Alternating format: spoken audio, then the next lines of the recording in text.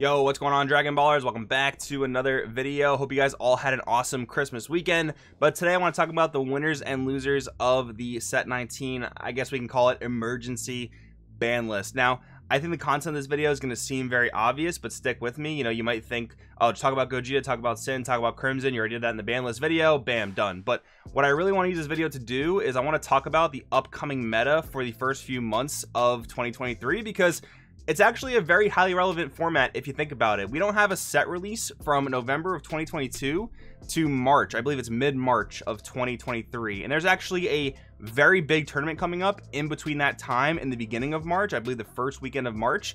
And that is the LCQ for the Dragon Ball Super Card Game World Championship taking place at the Battle Hour. I think it's March 3rd. And that's a really big tournament because hundreds of people are going to be competing to earn their spot at the World Championship. And again, there's no main set implementation. The only things that are going to influence the national meta for that tournament is one, this ban list, and two, the Zenkai Dash Packs, which of course we will cover on the channel here at some point when more of them get revealed. But yeah, those are the only things that are going to influence that meta. So this is actually pretty important to talk about. So I want to talk about the hits. I want to talk about where I think the decks are going to land and what other decks I think might be able to rise up as a result of those hits, right? So with that being said, if you guys are new here, make sure to subscribe, hit that bell so you never miss a video. And if you guys want to get me a Christmas present, feel free to check out the Patreon down in the description. You guys can subscribe to check out the competitive articles that I post there. You can even inquire about coaching if you guys want to get prepped for the 2023 competitive season. Anyways, we will get right into this, and we will start with the hits to Sin Shenron. Sin Shenron is losing Haze Shenron Gathering Evil, which in my opinion was the best hit on the ban list. Pretty lackluster ban list overall, but this is going to be less of my opinions on the list, and this is going to be more of just like where I think the meta is going to land and where the decks are going to kind of round out, right? So Sin Shenron, it's losing a really big piece. If you guys didn't know just kind of how the basics of the Sin deck work, you're a fast, aggressive deck, but not only are you fast, you hit really, really tall, right? So Sin on turn 2, they can typically drop the Dread Destroyer Sin Shenron, which alone is a 20k double striker that draws a card or replaces itself for some reason. And then you can back that up with Haze giving it crit, and you can also back that up with a 10k combo, whether it's your Beerus Super combo or a Trunks Deluge of Power, right? So all that makes it a 30k double strike critical that is going to put most decks on the back foot. Most decks can't really stop that on turn 1 or turn 2, and they're forced to take that double strike crit. Then fast forward to turn 3, you're dropping the 8-drop that I can never remember the name of correctly. Unfeeling Retribution. Yeah, it always comes to me a second later. But yeah, Unfeeling Retribution, you can drop that on turn 3. And again, if you have another copy of Haze, which was at 4 copies per deck, you can just drop another one, make it a 30k critical. You can minus itself to make it a 35k critical, and you can even boost it up with a 10k combo if you're playing against like a Crimson deck that has a ton of combo power. But a lot of times you don't even have to boost up 35k because that's big enough to force a triple strike crit to go through.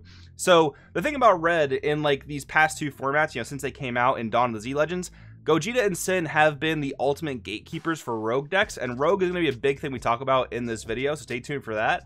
But yeah, this is a really big hit to Sin. Sin is no longer able to crit 2 to 3 of your lives per turn, and that is a really, really big deal. Do I think that means that Sin falls down from one of the 2 best red decks in the format? With what we currently have, absolutely not. Again, the dash packs can change this. We've seen maybe like 6 or 7 of the cards so far. So there is going to be more to be revealed very, very soon. But with what we have right now, basically this ban list and no Zenkai Dash Packs, I am not willing to say that Sin bumps down as anything less than one of the 2 best red decks still after this hit. Like, the other decks you have to consider, I don't consider Vegito a red deck. I've talked about this before. I think it's more of a rainbow deck. That deck's still very good. It's not better than Sin and Gogeta, though. Then we look at the red decks from the previous set, Set 19. Android 13, I like that deck quite a bit. It's not better than Sin, even with this hit. I don't really like the GVT deck, the Saiyan Trio deck, and that deck is still not anywhere near as good as Sin or Gogeta, right? So even though this hit is taking place, I still think Sin is one of the 2 best red decks. It's only losing, I wouldn't even say it's losing power. I would say the Sin deck is losing a bit of its unfairness, if that makes sense, because you're still hitting for these huge, huge numbers super early on that are going to put your opponent in really rough spots, but at least, thank goodness, it's not critical anymore, right? So that is a good thing for the game overall, but this deck is still going to be one of the premier aggro decks, and I don't think aggro is going to get that much weaker just because of this hit. So red, I still do expect it to remain a top color, especially in the aggro form of Sin Shenron. So I wanted to make that opinion clear. I do think Sin is still going to be a very strong deck, albeit slightly less unfair and slightly less oppressive.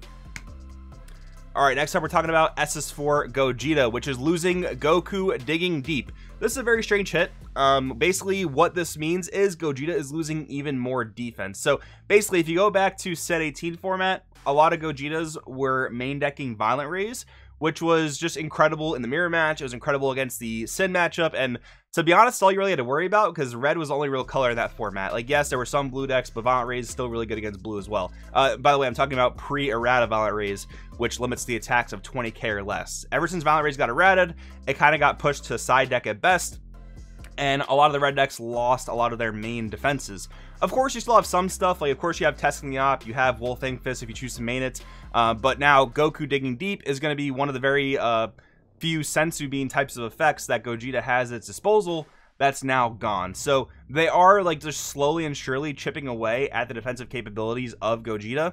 And I guess that is a good step of making it more balanced, because if you're going to give the deck all this draw power and all this offensive capability, I guess it makes sense to scale back on the defense, because now without this bean type of effect, every time you swing your opponent 15k, they're going to have to combo 5, combo 5, combo 5, instead of basically using a Digging Deep, which is going to put their leader at base 20 minimum if they didn't use any of the other bean effects they have access to, and then they have to combo less, and you might actually have to combo up to even try to do damage. Like, it can be very difficult to, you know, pressure a Gogeta deck that has a Digging Deep Goku online, because your attackers might just be 15k and those aren't doing damage to a 20k leader, right? Now by losing this again, you're making that you know, Gogeta opponent pitch more cards. What I will say though is, like, losing all that stuff, you know, basically the Violent Rays they already lost, and the Digging Deep, those are the defensive capabilities. Of course, all red decks lost Free Play Broly Crown, as well as Vegeta Resolve Renewed. Red has technically gotten weaker overall, but again, I still expect it with this current set and this current ban list. I still expect it to be one of the best two colors, right? And I don't think this changes that either. I think Gogeta is still a very you know, high ranking deck in the format. Now what I want to say is actually, and this is me talking as a Crimson player, so I'm helping you Gogeta players out here a little bit, I think King of Vegeta's Imposing Presence is actually a very strong card in this format. That card has been very annoying to play through as a Crimson player. Here's like a perspective from a Crimson player. Typically against red, I don't need to use Baby Golden Avenger, because again, you lost Violent Rays, you might be side decking it, so maybe I'll try to use a Golden Avenger for that.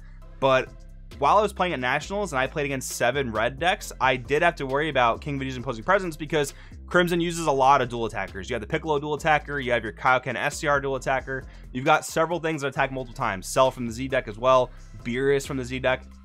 So with all that in mind, King Vegeta's Imposing Presence actually seems like a very good card for Gogeta to start main decking if you weren't already.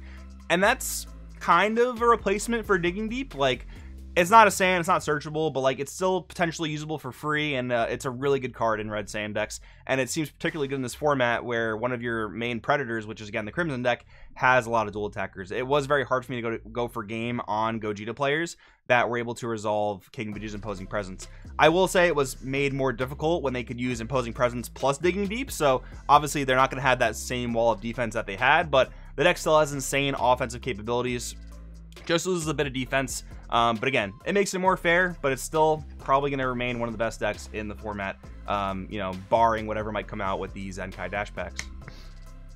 And then we talk about Crimson, which was the leader itself at least hit very, very slightly. The awakening condition was changed. There used to be 2 different awakening conditions. Basically, you could put 5 sands under your leader from your drop area at any life total, or you could awaken normally at 2 or less life, and then you untap 1, you draw 3. Now you have to both be at 4 life, as well as put 5 sands under your leader to awaken. That is honestly barely a nerf to the leader. Like, there were some times I wanted to awaken at 5 life, now whatever, just awaken at 4, it's not a big deal. But the bigger hit to blue is Trunks' God Sealing technique. That is a really, really big hit to blue for many reasons. I did get into a lot of these reasons in the ban list video from Saturday, but I'll recap on some of them. One of the big things Trunks was used for was not actually stopping your opponent's bombs, because most good bombs in the format have been printed with Deflect, and it's been like that for several sets. So you typically weren't using God Sealing for your opponent's bombs, but one of the main things you were using God Sealing for was to stop your opponent's floodgates. Think about like the Blue Baby matchup. You would God Sealing the Vegeta Ready to Rumble or the Gohan Baby's minion against any random deck that was playing Black Oceanus, you could Trunks Godsealing that. Godsealing was a really good answer to your opponent's Floodgates, and of course, like, you can say it was unfair because it cost 0. I'm not going to argue against that. Cards that cost 0 are generally going to be pretty lopsided, but yeah, having that answer to your opponent's Floodgates that required you to set up a Unison and discard a card, I thought it was okay. I didn't think it was too big of a deal, but yes, of course, like, it does limit design in a sense, because if you want to make a playable bomb in the meta, it has to have deflect, right? And this is going to be really interesting because we're going to go back to like a really early game style of Dragon Ball Super where non-deflect cards can maybe see some relevance. Like, blue can't really hit them anymore. The main counterplay blue is probably able to rely on is probably Dirty Burst, which only hits a very specific pool of cards. And there's other random stuff like Goku's Black, God Slicing, Kamehameha. I might have butchered that name, but that can hit 4 or less is right, but it costs you either cards from hand or like having Unison in play, stuff like that. So yeah, you're not gonna have the free range that Godsealing allowed. And on top of that, there were still some bombs that do not have deflect that were still good in the format. Gohan Beast SCR got a major upgrade, especially in blue mirrors, because of this hit. The SS4 Vegeta Rise of the Super Warrior and all the blue ramp decks, big boost. So those decks might see a surge of popularity, and you have to consider that Beerus Ramp even managed to top Nationals, American Nationals. So that's looking even better for a deck like that, maybe even SS4 Vegeta. I still think those decks are going to struggle a little bit against the red decks, but again, with how much more quote-unquote fair they became, that's only going to be a good thing for those style of blue decks, right? So that's 2 big benefits those blue decks got, again, namely the SS4 Vegeta and Beerus Ramp. But yeah, that and green also gets a pretty big buff from Godsealing going away in the form of Cell Reboot. Their Cell 7 drop play is now even more difficult to impede, although I did think about this a little bit more, and while the Godsealing hit does make that play a lot more accessible, they already had like tons of answers to your Unisons. So if they really wanted to, all they had to do was just kill your Unison with the Gohan Rare or the Fated Rivals combo, and then you couldn't Godsealing their play anyway. I still think that green is going to be checked rather well by red. We'll talk about that more in a minute. But yeah, basically, Godsealing going away. I don't love it, but it does change up a lot of things in the format. I think Crimson's going to have a much harder time against like control blue decks because you just don't have as good of an answer to the Floodgates anymore. Like, I literally played against Baby at Locals, what was it, like maybe 5 days ago? And what I did to my opponent was, as a friend of mine at Locals, I set him up to where I had my Unison in play, and he would ready to rumble. Okay, cool. Godsealing. Now he has like 1 energy open. I have Borgos in the field because Crimson just main decks Borgos naturally, so he couldn't really D-Magic and untap. All he could rely on was his Baby Hatch, and I had 5 energy open for Golden Avenger. Like, you could put control decks in chokeholds like that, but now that's not an option anymore. So I think Crimson's gonna be a lot weaker to the control decks. But then again, on the flip side, you have a better time using Gohan Beast now, so maybe you just blitz the control decks. Maybe Crimson's just an aggro deck now. That can very easily be the case. I can see a world where that happens for sure. But yeah, less so like the impact of the change to the Crimson leader itself. That doesn't really matter all that much in my opinion, but the Godsealing hit is kind of a big deal. And that leads us to talk about green. I think a lot of players are putting an extra eye on green with all these hits, right? Because green was already kind of looked at as the check to Crimson. We saw Cooler take 2nd place at Australian Nationals, beating multiple Crimsons in Top Cut and almost beating Crimson in the finals.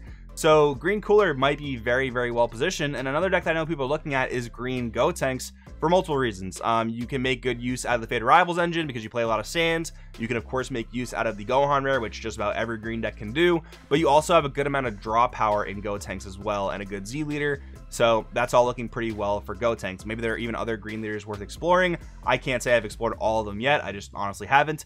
But green is looking pretty well positioned for the first time in a long time. We haven't really seen green do much of anything since Cell Surge at last year's Nationals, because that deck was just like unfair. I wouldn't even call that a green deck. I would just call that Cell Surge, because that deck was just like copious amounts of unfair. But besides all that, once again, green's looking to be in a good position. Now, what does that mean?